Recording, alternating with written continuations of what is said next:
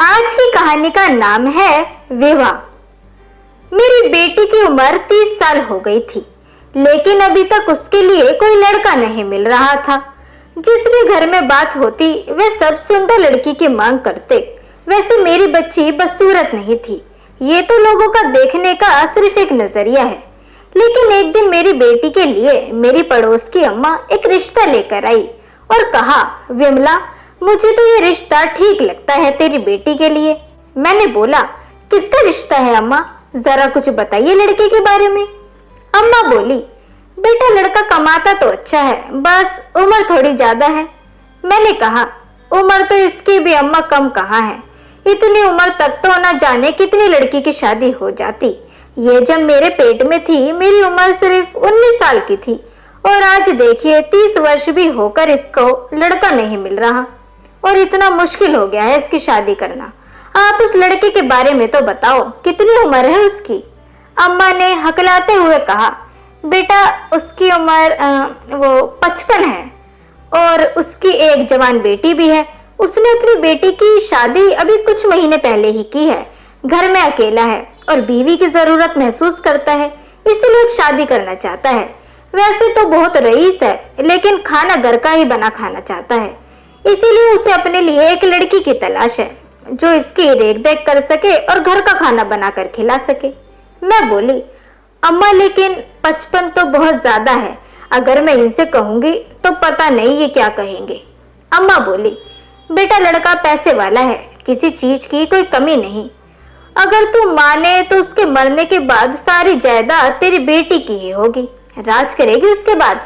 अपने पति और बेटी को समझा, इससे सिर्फ तेरी बेटी नहीं तुम सबका जीवन सुधरेगा।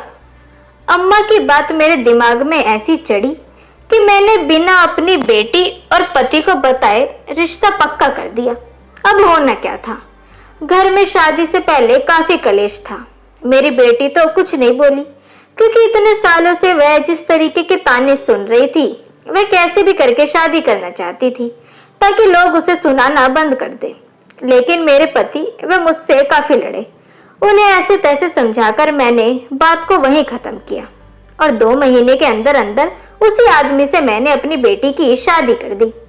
हमने शादी में बेटी के अलावा कुछ नहीं दिया था। मेरे दामाद वैसे तो मेरी उम्र से भी अधिक थे, पर फिर भी ये सोचकर कि कुछ सालों में ही ये मर जाएगा तो जायदाद मेरी बेटी की होगी, मैंने खुशी खुशी शादी कर दी और उसे विदा भी कर दिया।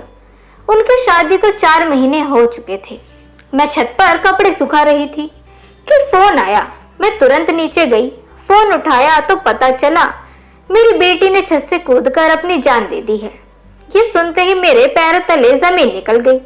मुझे समझ नहीं आया कि ये हुआ क्या। मैंने तुरंत ही इन्हें बताया और हम दोनों उसके ससुराल जाने के लिए तैयार हो गए। वहां गए तो काफी पुलिस आई हुई थी। मैंने जाते ही रोते रोते दामाद जी से पूछा, आखिर मेरी बेटी ने खुद की जान क्यों ले ली।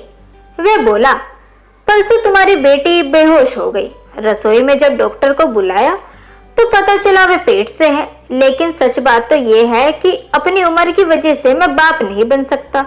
इसलिए मैंने उससे साफ पूछा कि आखिर ये किसका बच्चा है, पर वह मुंह से कुछ बोली ही नहीं।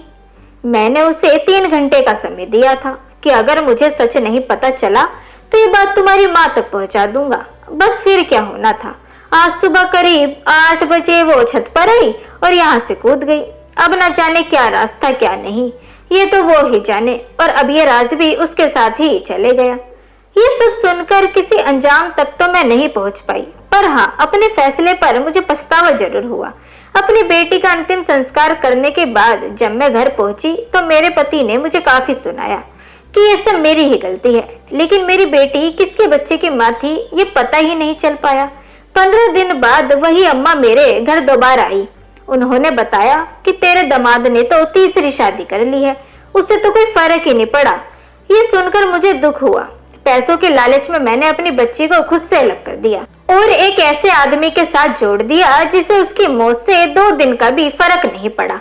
अगले ही दिन मैंने अपने चचेरे भाई को फोन मिलाया, क्योंकि उसकी जान पहचान अस्पताल में थी।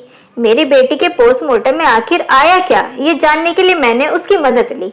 मेरे भाई ने मुझे कहा कि 2 दिन के अंदर अंदर वह बात पता करके मुझे फोन करेगा।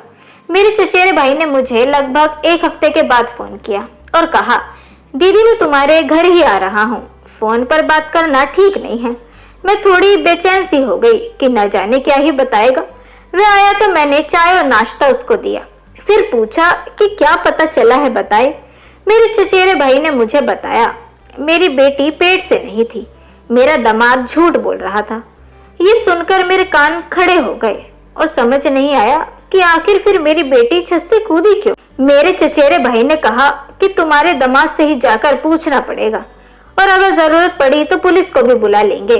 आखिर उसने हमारी बच्ची को इस तरह क्यों मार डाला, ये हमें पता तो होना चाहिए। मैंने कहा, जी भाई आप सही कहते हैं। अगले ही दिन हम मेरे दामाद के घर जाने ही वाले थे कि मुझे खबर मिली कि उसकी तीसरी बीवी भी अब मर गई है। मेरा शक और ज्यादा यकीन में बदल गया कि लड़की मरती नहीं, ये खुद कुछ ऐसा करता है कि जिनसे उसे खुदकुशी करनी पड़ती है। वह तो अच्छा है वह तीसरी मरने वाली लड़की मरने से पहले ही एक खत छोड़ गई, जिसमें पता चला कि मेरी बेटी और उसकी तीसरी बीवी से जबरदस्ती उनका शोषण कराया जाता था। अपने जैसे बुढ़े और ज्यादा उम्र के आदमियों को बुलाकर उनके साथ दुष्कर्म वह करता था। कितने दिन तक वो सहती। आखिर कोई भी बेटी ये काम खुद क्यों करेगी। दुनिया से दूर ही वो करना अपने आप को सही समझेगी। जब तक अपने चचेरे भाई के साथ मैं उनके घर पहुंची, पुलिस मेरे दामाद को लेकर वहां से चली गई थी।